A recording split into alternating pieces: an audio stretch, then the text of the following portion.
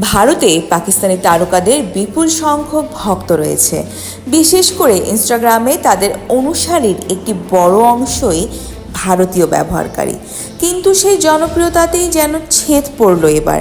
ভারত সরকার পাকিস্তানি তারকাদের Instagram account বন্ধ করে দেওয়ার সিদ্ধান্ত নিয়েছে।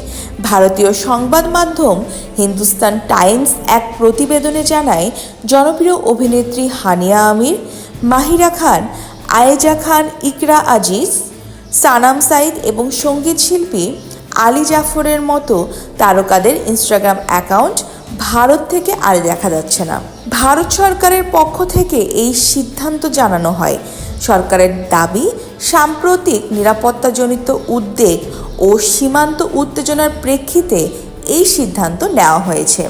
প্রসঙ্গত, গত 22 এপ্রিল ভারত শাসিত কাশ্মীরের পেহেলগামের বৈশরণ এলাকায় বন্দুকধারীদের হামলায় প্রাণ হারান অন্তত 26 জন বেসামরিক নাগরিক। ভারতের অভিযোগ, এই হামলার পেছনে পাকিস্তানি সন্ত্রাসীদের হাত রয়েছে।